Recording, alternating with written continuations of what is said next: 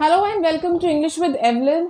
और आज हम करेंगे कंजंक्शंस। हमारा एमपी पीजीटी एग्ज़ाम की जो हम तैयारी कर रहे हैं, ठीक है, एमपी टेट मेंस की, और उसमें जो पीजीटी इंग्लिश के लिए जो हम तैयारी कर रहे हैं उसी सीरीज़ में हम आगे बढ़ते हुए यूनिट 2 में अब हम कंजंक्शंस करेंगे आज। अच्छा, आज मैंने क्या किया है, ऐसे टेबल बना करके लिखा है instead of giving written examples of each sentence, because I feel that at our level it's enough to just brush up the kinds and then oral examples will do instead of written ones, because that makes the video very long and people get a little impatient also, with so many examples. So let us begin. Okay, so first one देखो, ये conjunctions जो होते हैं ना, इसमें भी I have seen a lot of kinds of conjunctions. ठीक है, अब उसमें क्या होता है कि कई बार ना बहुत सिमिलर काइंड्स होते हैं और कंफ्यूज हो जाते हैं। मतलब कोई एक कंजंक्शन होगा जो थोड़ा सा कंफ्यूजिंग होगा और उस वजह से जो पूरी जो दो कैटेगरीज है ना, उसके अंदर डिस्टिंग्विश करना मुश्किल हो जाता है at our level. And I feel, in fact, at any level, है ना, I feel that knowing these kinds is enough. If we bifurcate them further, which is also done, there were these subordinating conjunctions were bifurcated, but that's not important. That's not how we teach, and that's not how we teach language and even grammar.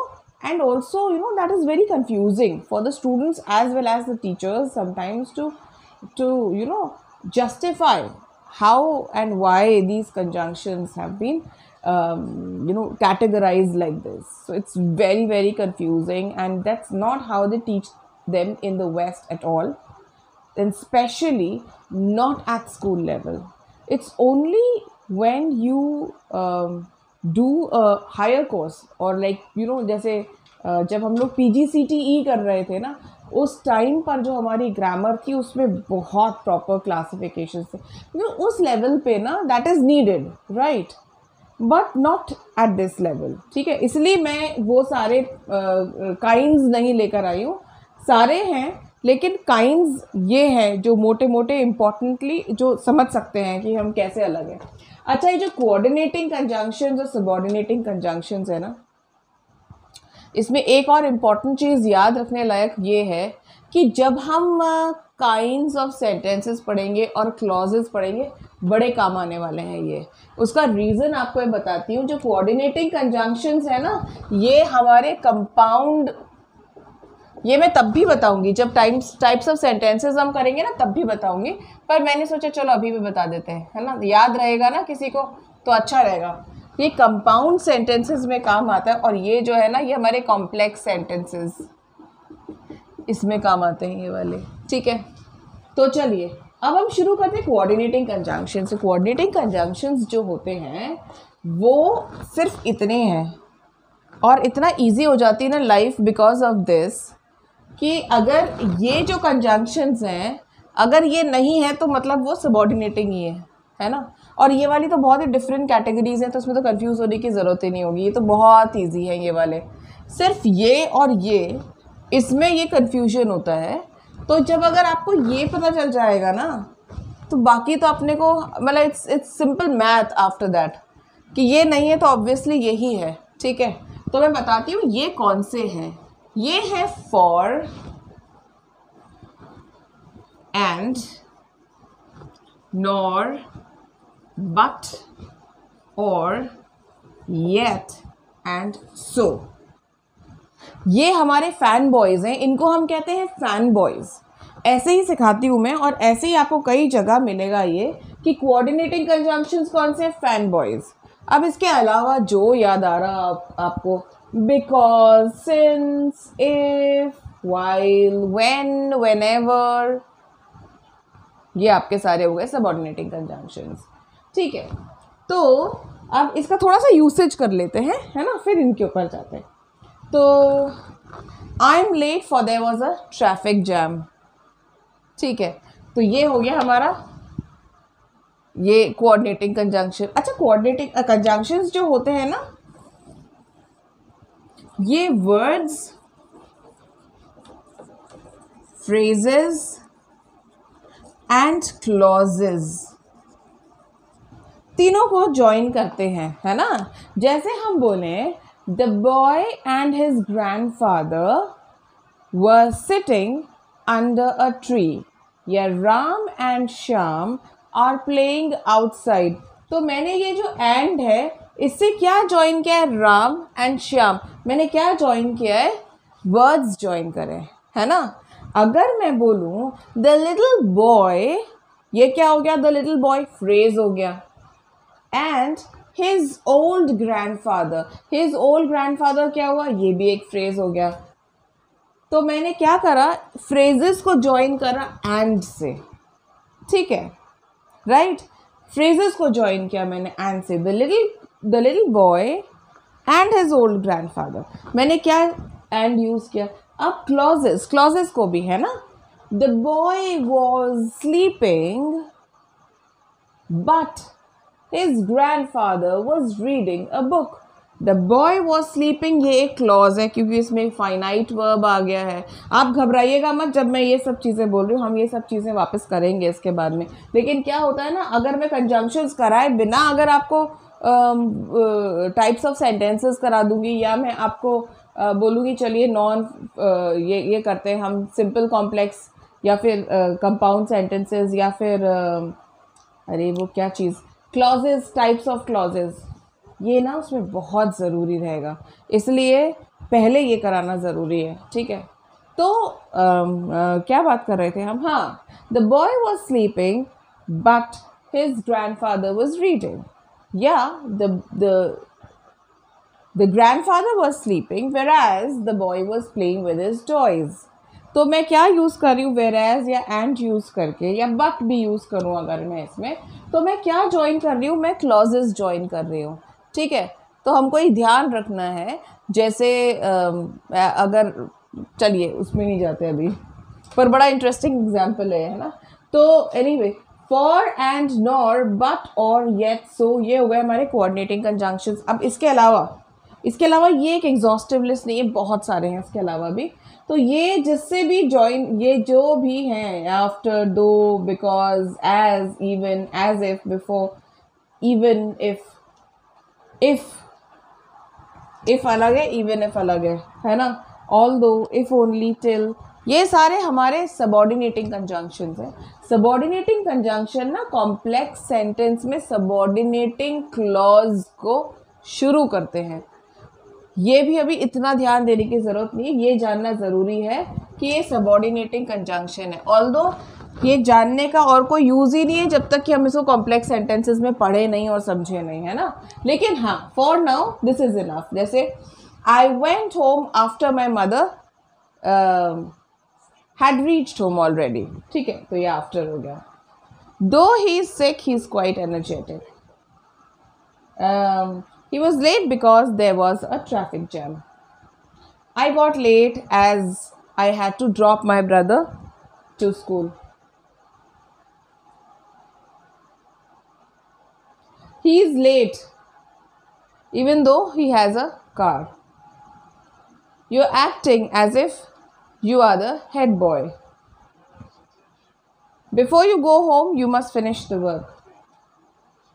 If you're late, I will not admit you in the class. Our teacher admits us in the class even if we are late. Although I wasn't late, my teacher did not let me in the class.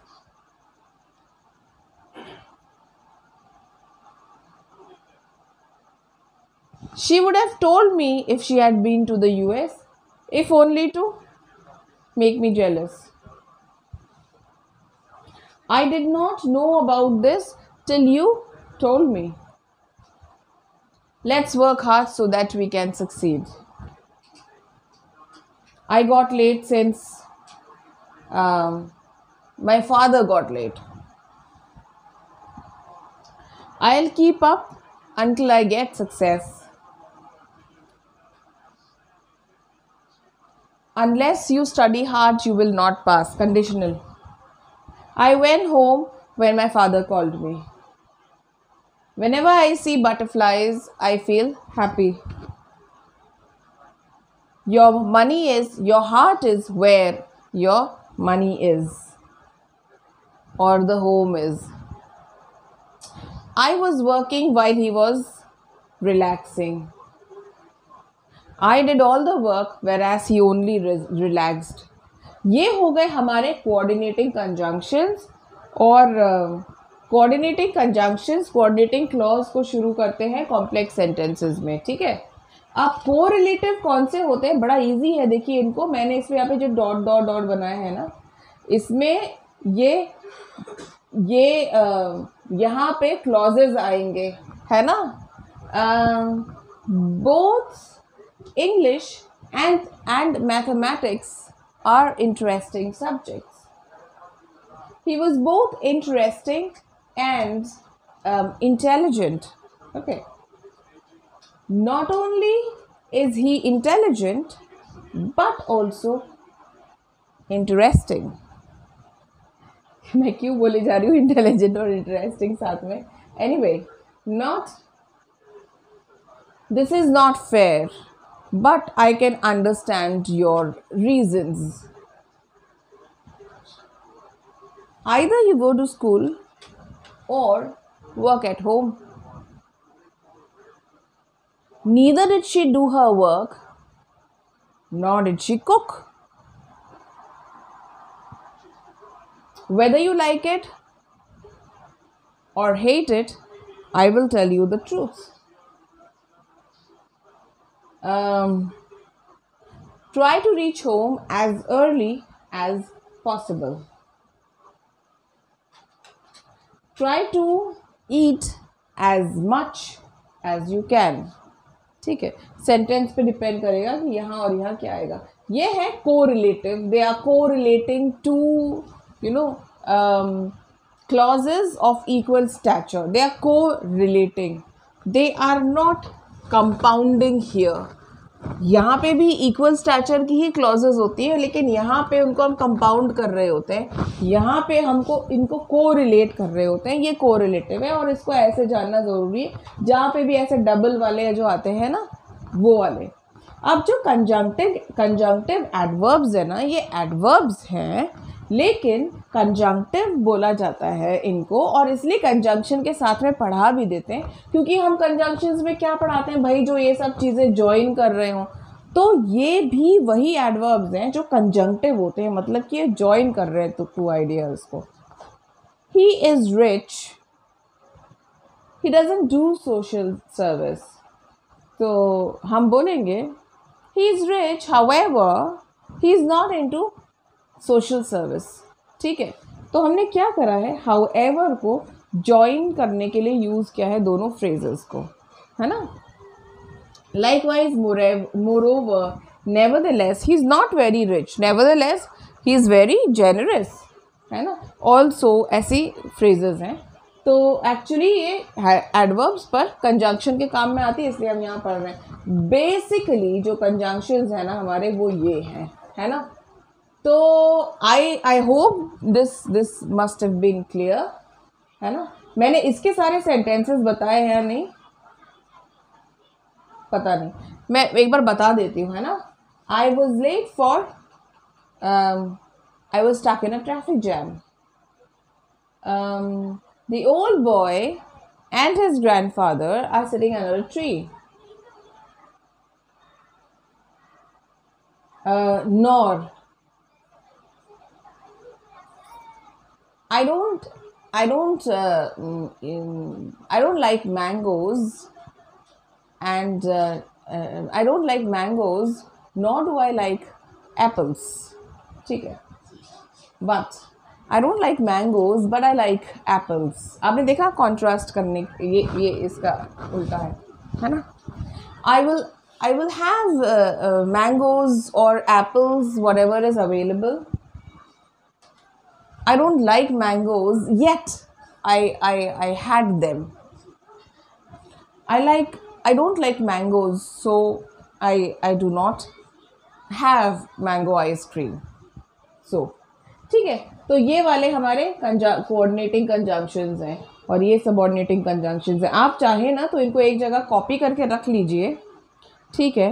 और 2-3 pages ना छोड़ दीजिए उसके आगे। तो जब हम हमारे फ्रेजेस पढ़ेंगे, फ्रेजेस क्लॉजेस पढ़ेंगे, और उसके बाद में पहले हम ये कर लिए ना कंजंक्शंस, तो फ्रेजेस क्लॉजेस आता है उसके बाद में। भले ही अभी मैं कोई और पार्ट ऑफ स्पीच करा दूंगी, लेकिन हाँ ग्रेजुअली मैं मतलब इस यूनिट पे जब आएंगे ना तब हम करेंगे कॉम्प्लेक्स सेंटेंसेस, कंपाउंड सेंटेंसेस, और उसके अंदर कॉम्प्लेक्स सेंटेंसेस में क्लॉजेज होते हैं अलग अलग तरह के, तो हम वो सब करेंगे, है ना, साथ में करेंगे फिर वो। तो अभी मैं यहाँ से यहाँ करा करके छोड़ देती हूँ, hoping that this would be clear, and if it is not clear you please let me know. I can share worksheets when I will do that. So, and I'll advise this to you, that look for online, look for examples. Okay, read a lot of examples, and do your practice. Fill in the blanks की भी practice करिए। भले हमको MCQs करने हैं, लेकिन concept clear करने के लिए fill in the blanks वाली exercises बहुत अच्छी रहेंगी, और उनको आप करिए कैसे ब्रेक करके कि एक्सरसाइजेज विद कोऑर्डिनेटिंग कंजंक्शंस। तो आपको अच्छे से पता चल जाएगा कि ओके इन सेंटेंसेस में और इन इस सेंस में यूज़ हो रहे हैं ये, है ना, वो क्लियर हो जाएगा। और फिर उसके बाद में आप जब आप सर्च करते हैं, आप सिर्फ कोऑर्डिनेटिंग कंजंक्शंस को सर्च करिए, ताकि ना इसके और उसके बीच में ना कन्फ्यूजन होने के बजाय ये अच्छे से क्लियर हो जाए। ओके फाइन, तो ये इस तरह से यूज़ होते हैं। And likewise for this, right? So I hope this would be helpful to you. Keep on studying. All the best for your preparation. Bye bye.